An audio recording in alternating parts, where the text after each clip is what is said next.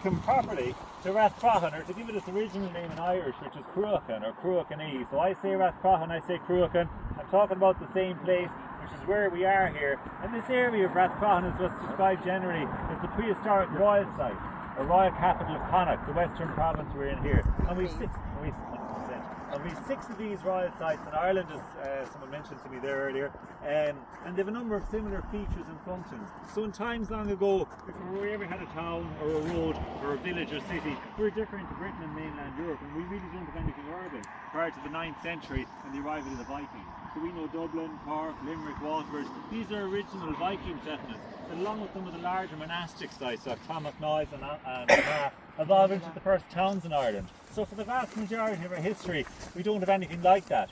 A much more smaller, scattered rural farming population. In the Iron Age, where we're going to spend an awful lot of time, the country here would have been largely covered in bog and forest. John would have been rowing you down the river to bring us up to here. It would have been the easier way to traverse the country. Those would have been the highways. And so traditionally, royal sites like Cruachan here would have been used as places of assembly or gatherings when people needed to come together. And of course, because they're farming, then naturally seasonal times of the year. So spring, summer, harvest and winter. That gives you your 4 traditional Gaelic festivals of Imbolc, Balcana, Lunasa, which is the harvest, and now the month of August, and also Samhain, which is winter, and we know the Irish for the month of November. Now the name for these great assemblies in Irish was Éannaigh, and Éannaigh we know the Irish for a fair. Do you remember by Éannaigh Amada, you come to Cork? We get loads of school tours. A question for you, do you learn that song at school anymore? Because most of the, you do. That's good that you're learning it over there, because most of the kids we bring here in church, they don't know that song at all. One time all of us knew it. But it's a good description for a mass gathering of a farming population. It's a fair. It's the same thing we call it today. And they call the royal sites because these mass assemblies would have been particularly associated with the crowning and inauguration of kings. So if a king had to be crowned, it would be done at a time of traditional mass assembly on a landscape here like Rathcroghan. And as I say, we've 6 of these provincial royal sites in Ireland. Ourselves, Rathcroghan or Cruachan for Connacht in the west. Ammanmacha, County Armagh for Ulster in the north.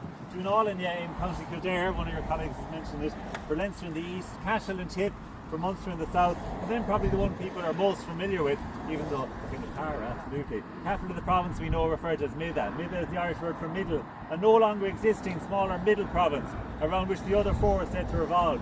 So even though obviously we have 4 provinces we know in Ireland today, Connacht, Ulster, Leinster and Munster, we also know the Irish word province is a Cuaga. Oh, me, they're telling me. We better not mention Meads to Mayo people as well. And the Cuaga, a 5th. It's a very Irish thing, isn't it? We have 4 provinces but they're 5th. Maybe that's referring to our missing province of Meath, the capital of which is Tara. And then the point in the centre of the country where the 5 provinces is said to meet. This is a site referred to the hill of Ishnuk, about 60 kilometres to our east, just outside of modern day Mullingar. And Ishnuk for the Irish is like the Axis Mundi, the navel of Ireland, the sacred centre of the country itself. But back to ourselves here at Cruachan of the royal sites in Ireland. This is the oldest, this is the largest, and we're in the west now, so it's definitely the best one without a doubt. But if it was a big wheel, and again a picture would tell you 1,000 words. There's a reconstruction maybe of what a court tomb would have looked like as it's done. They're generally called court tombs because of this courtyard area in the front. Behind that you might have one or a number of burial chambers in behind, delineated by these orthostats, these standing stones, and would usually be covered over by a cairn of smaller stones. These are some of the earliest types. The funeral monument that we find in the island of Ireland, very common in the north and the west of the country. There's more in Mayo actually than in any other county. If you wanted to see a very well preserved example, most of you will know Creevy Keel, just up by Yates's grave, where it's kind of very well kept as well. But these tend to date to about 3,500 BC, 5,500 years ago. That's when